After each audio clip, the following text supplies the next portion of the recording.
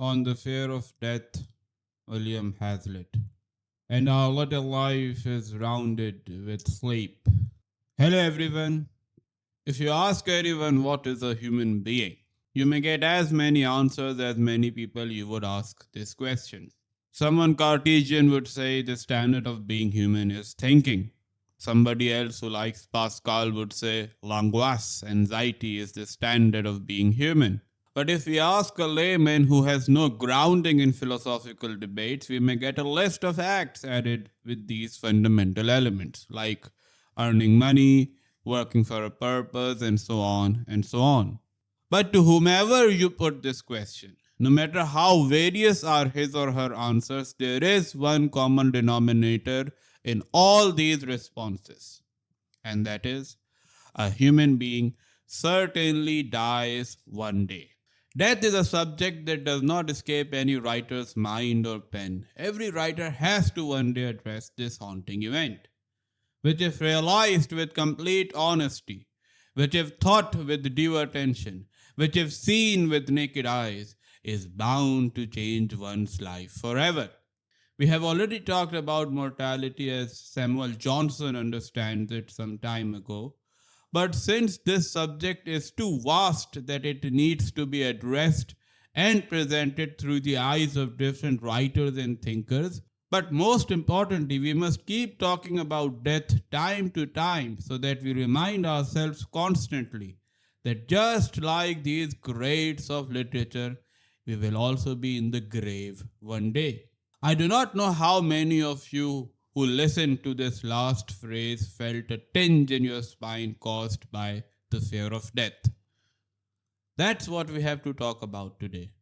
This time round, we refer to William Hazlitt, on whom we already did a video focusing on his essay on the ignorance of the learned. Now we are going to look at his advice regarding the fear of death. As his biography had been already narrated in the last video published on him, it here suffices to say some preliminary remarks that would help us better understand the particular style of his essay that we are going to read today. First of all, Hazlitt is not Johnson. In what sense? When Johnson talks about the ancient philosophers or generally about their philosophies, he begins his description with a respectful way and then addresses their strong or weak points. In Johnson's essays, even if he gets angry, his diction is not like that of Hazlitt, who is foaming with anger while writing. On the contrary, the reader knows that he is annoyed, but respectfully so. Respect wins over anger in Johnson's writings. When he is disagreeing with someone or is disappointed about something. Whereas, while reading Hazlitt, anger always trumps respect, as could be seen in his thwarting of all the phony intellectuals and their bookworm like academic attitude in his essay that we talked about earlier entitled On the Ignorance of the Learned.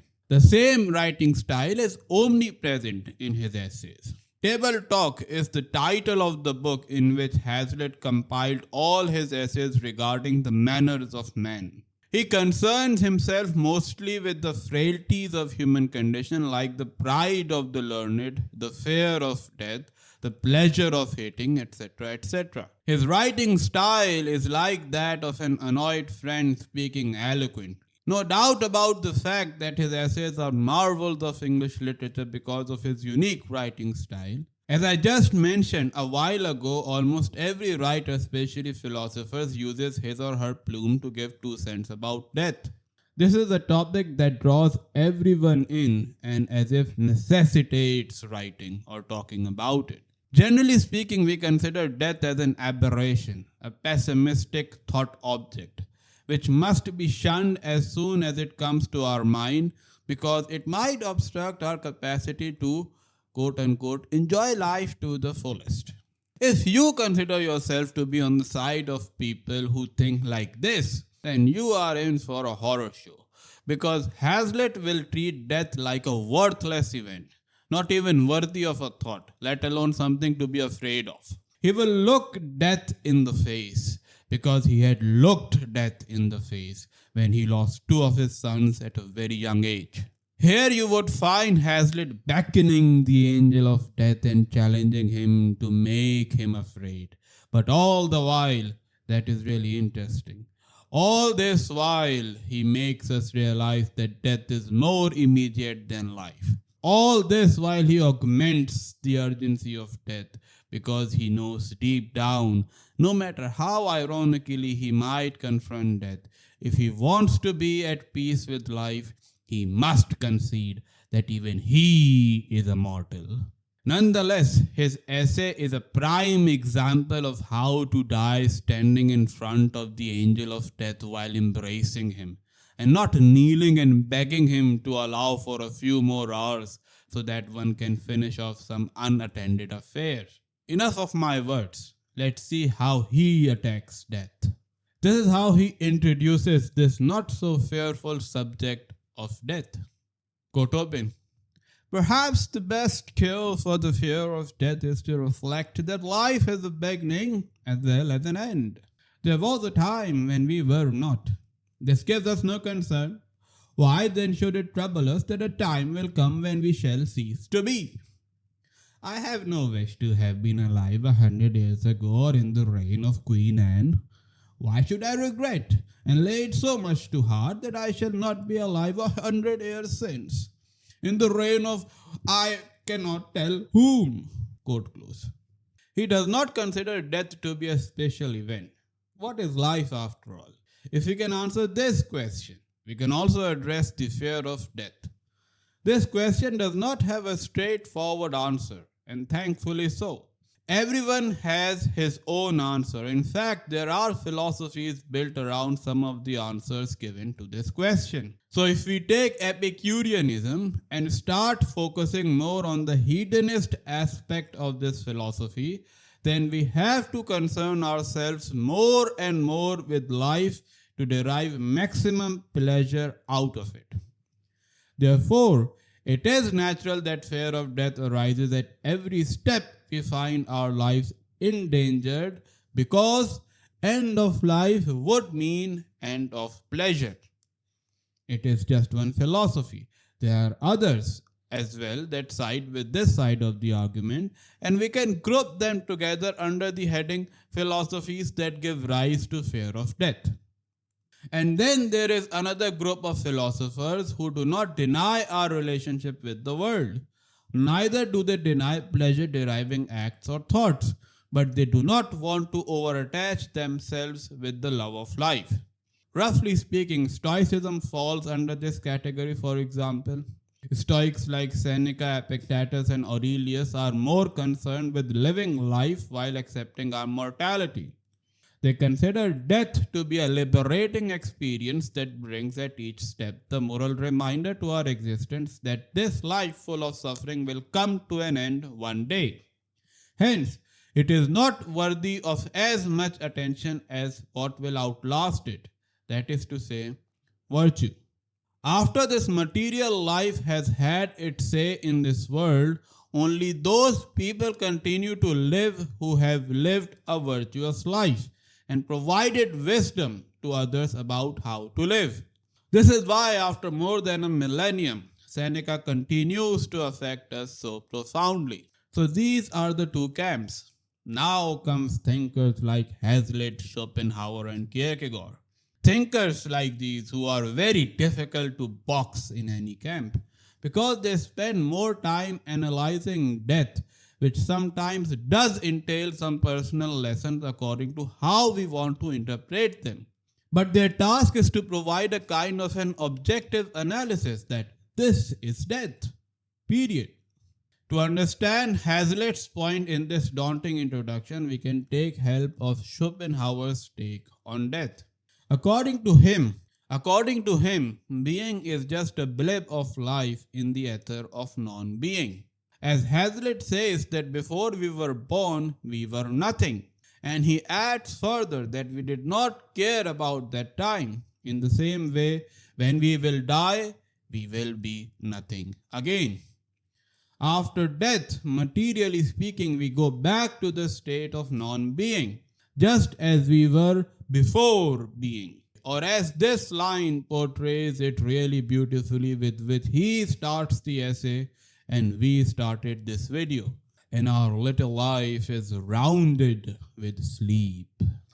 But obviously, I cannot explain this state as better as Hazlitt, who goes on and explains it thus. Quote open. To die is only to be as we were before we were born. Yet no one feels any remorse or regret or repugnance in contemplating this last idea. It is rather a relief and disburthening of the mind. It seems to have been holiday time with us then. We were not called to appear upon the stage of life, to wear robes or tatters, to laugh or cry, be hooted or applauded.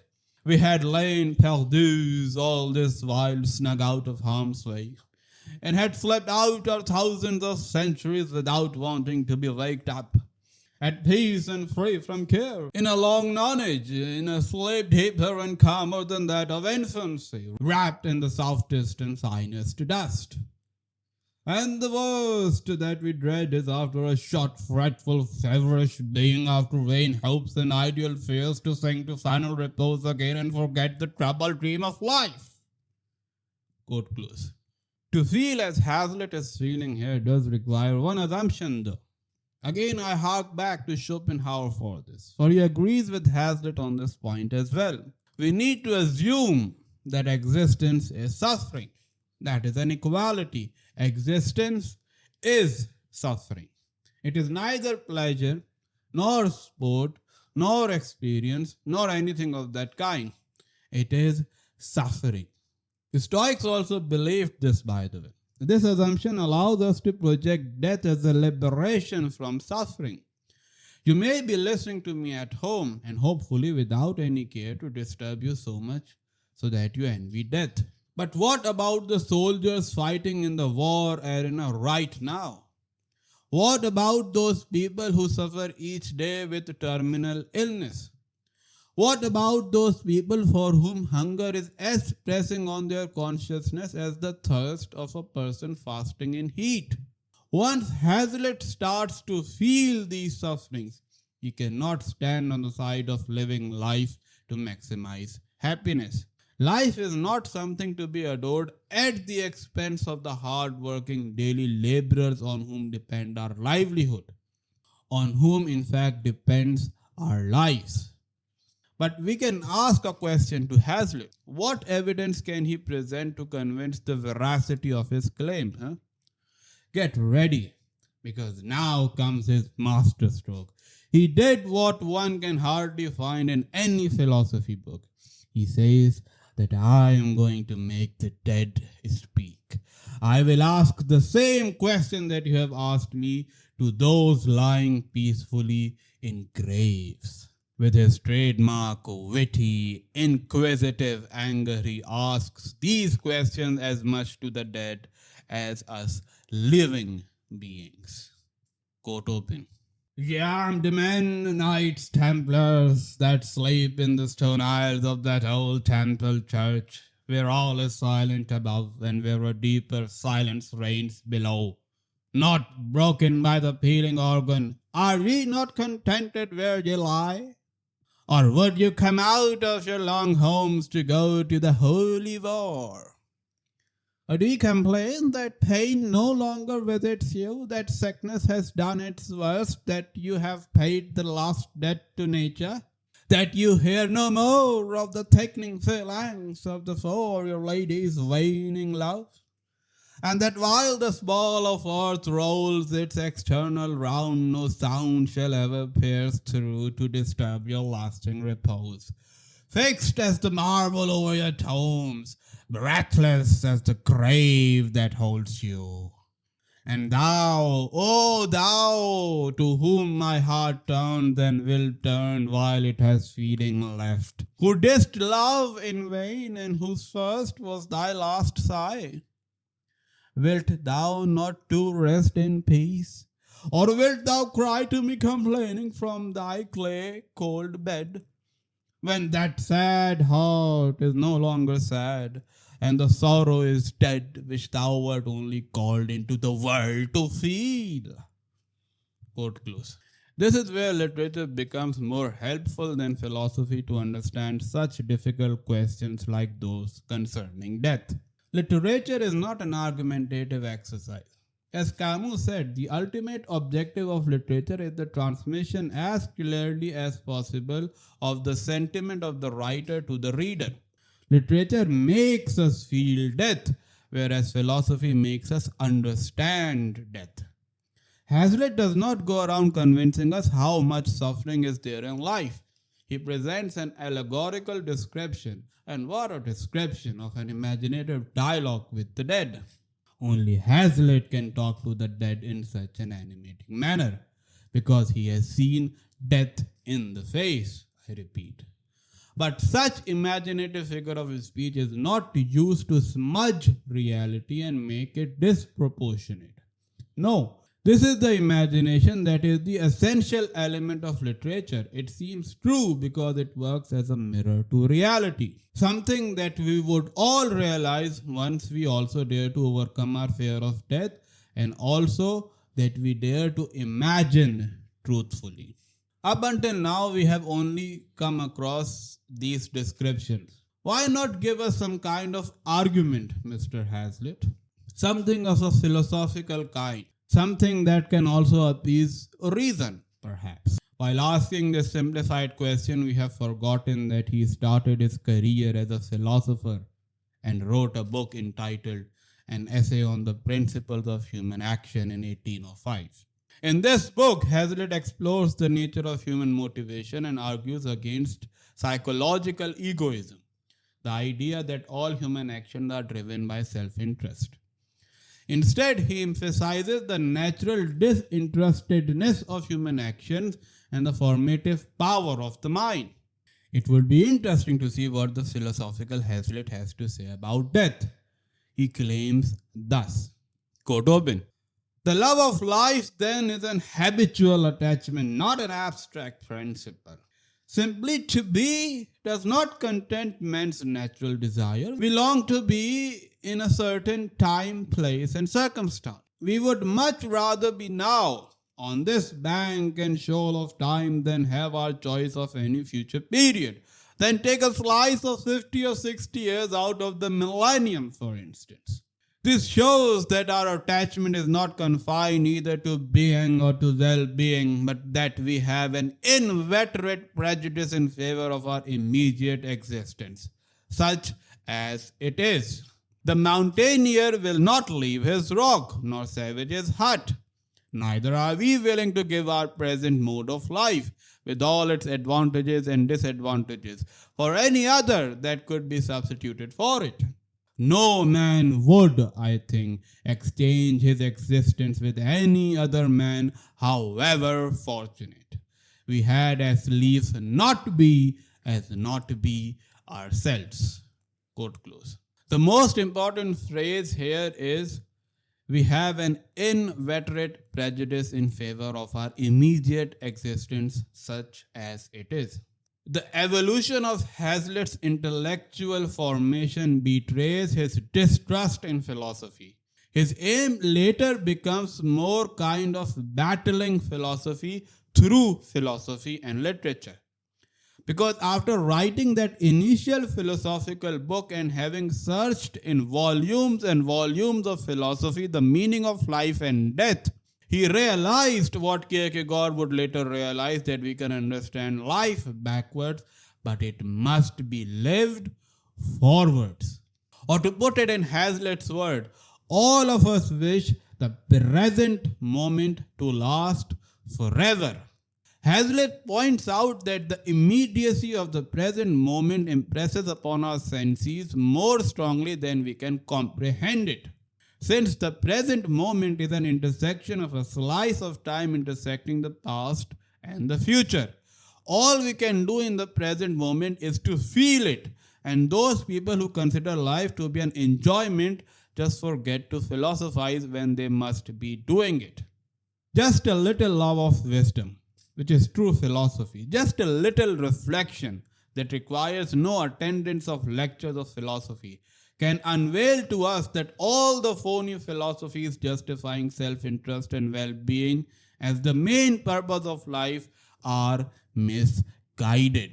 Because as Socrates, the true philosopher, proved in front of the Athenian assembly, where not his imagination, but 30 blood-thirsty tyrants were constantly trying to make him afraid of death, that nothing matters, nor even the fear of death, if one knows that one knows nothing. And if that is the truth, then come what may, death will be just another immediate existential experience that will actually breathe eternal life into Socrates, then take it away from him. Woe to those 30 tyrants. This Socratic principle also seems to be the case with Hazlitt, who wants to dismantle this illusion that love of life is a principle. It is not a principle, it is just a habit of the mind that has been drummed into our heads by all these armchair philosophers cooking theories that defend the living of an unworthy life by aggrandizing the fear of death and the seduction of material well being. Hazlitt hates these ism creators, and with reason. If this love of life is a principle, then it must have also affected him as much as hunger or thirst affects everybody else. But no, this is what he finds when he casts a glance back at his own life. Quote open.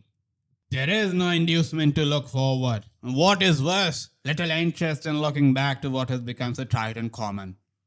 The pleasures of our existence have worn themselves out, gone into the waste of time, or have turned their indifferent side to us.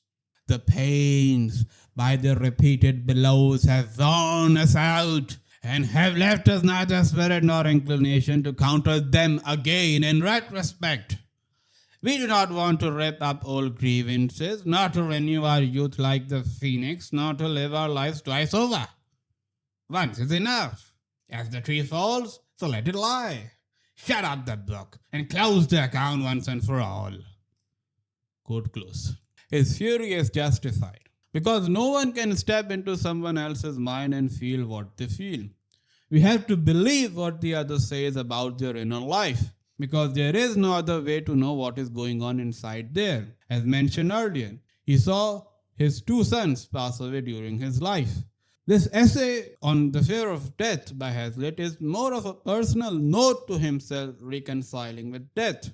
After looking at the tumultuous torrent within him, he now contrasts it with the moment when he had death right in front of him. This most probably is his most personal confession in the book. Remembering the death of his son, most certainly, he says this. Quote open. I have never seen that but once, and that was in an infant. It is years ago, the look was calm and placid, and the face was fair and firm. It was as if a waxen image had been laid out in the coffin and strewed with innocent flowers. It was not like death, but more like an image of life.